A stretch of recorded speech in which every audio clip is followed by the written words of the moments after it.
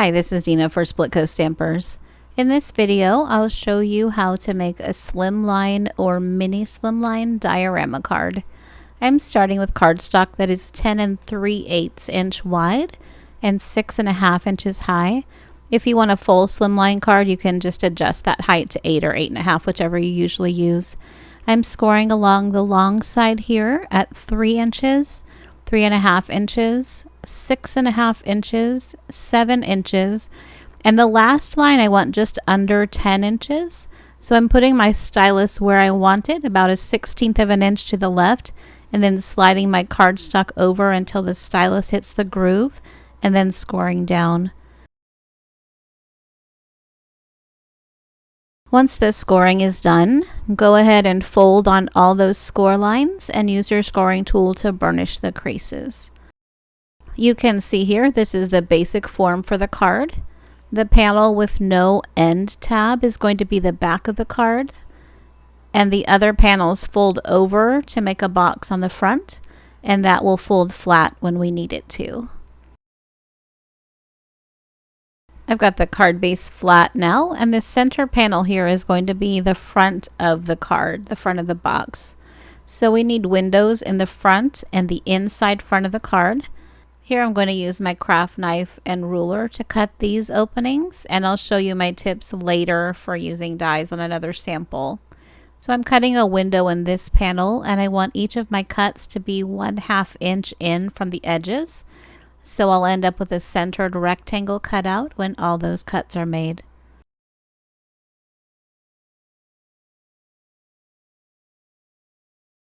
I'm going to do the same on the inside front panel, which is the one with the tab on the end.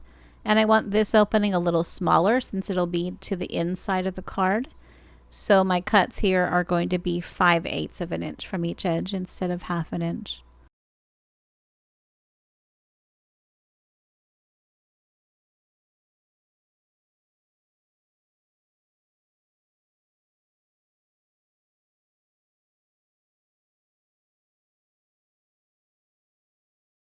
Next, I'm going to start decorating the card. And when you do this, you'll want the base laid out this way. So the inside panel is on the right, and you can see which way the folds are going so that you get yours in the right direction. I have a layering panel here that I cut to 2 7/8 inch wide by 6 3/8 high. And this image is a digital stamp, so I was able to resize it to the height that I wanted, and I love that. If you use an image for your inside panel, make sure that it's centered so it shows through the windows you cut in the other panels when the card is assembled. As the base is laid now, the far left panel will fold around in to be facing the same way as my lighthouse. So I can decorate this panel next while I have the base laid out this way. I've got some die cuts that I've already colored, and so I'll just adhere those on that panel. And you can keep folding the card over to make sure your elements are sitting where you want them to in relation to your background image, and make sure that they're not covering up anything else behind them. Also, you might want to know that some of these elements will be visible through the back of the panel when the card is all the way open. So if you want to color the backs of any of your elements, any of your embellishments, you can do that too, or cover them up however you want to. The glue that I'm using here is Barely Art glue, which sets in about 5 seconds, and it dries matte, and it's great for putting together little scenes like this and hiding your mistakes. I've got a third bird, and as I flipped it over here, I decided I want that bird to attach to the front of the card, the back side of the front, if that makes sense. So I'm going to tuck him in right there.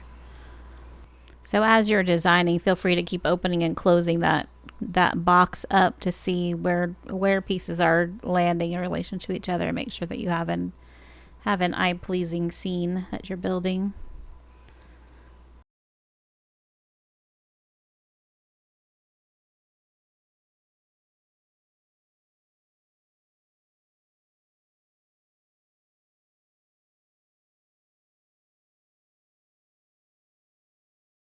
So to decorate the front panel of the card, you'll need to turn the whole base over. And on this bucket piece, I did add a second colored bucket die cut to the back side, so you'll see that when I turn the whole panel over.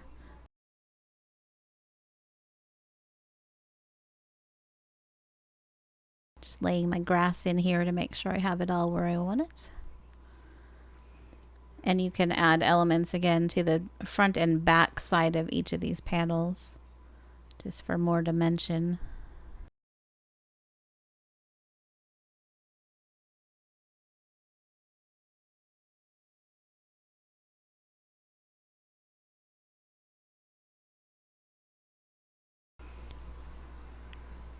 When you're satisfied with your design, you're going to fold the front panels of the card together like I have them here, flattened together. Lay them flat and pulled over so that the end tab is lined up next to the 1/2 inch space next to the card back. And you can add double-sided tape along that tab or glue along the tab, whichever you're more comfortable with. If you use glue, just make sure that it's not too much and not too close to the edges so it doesn't squish out beyond that 1/2 inch space. Fold the back panel over and press down along that line, making sure the card front is still pressed flat, and that way you know it will fold back flat when you're ready to put it into an envelope. Go ahead and leave it flat until the glue is dry, and when it's dry you can reshape the box, kind of work it back and forth and set it up for display.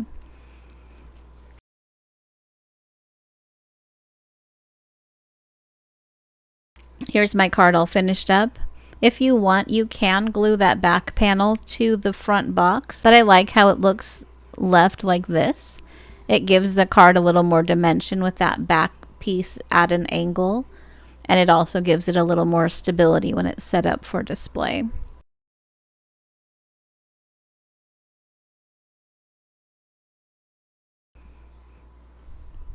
I did a second card so I can share my tips for using dies.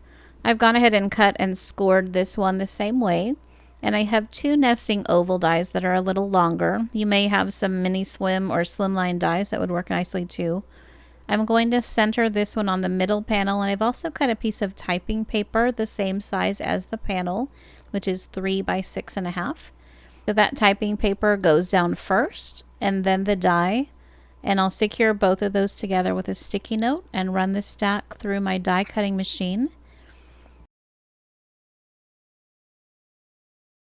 And I end up with a die cut panel and also a template for my other panel.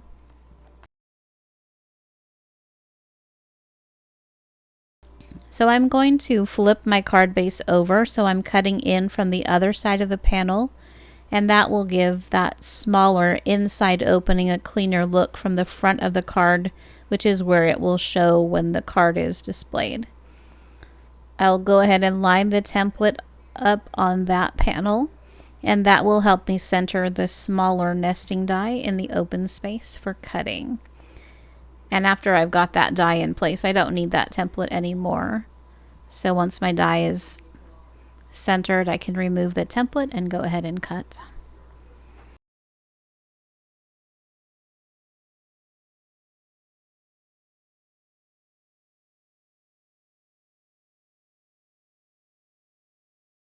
Again, I have a stack of die cuts colored and ready to use to decorate my card. I had this ink blended scrap that fit nicely on the back panel, and I just scored around the edges to give it a more finished look.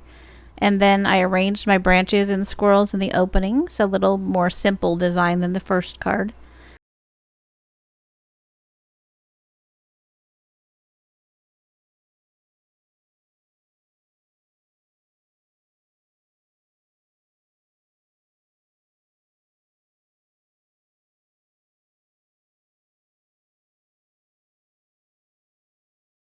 I closed it up in the same way, flattened the front down so the tab and 1/2 inch space were beside each other, added glue, then folded the back over and pressed it down while the card was kept flat.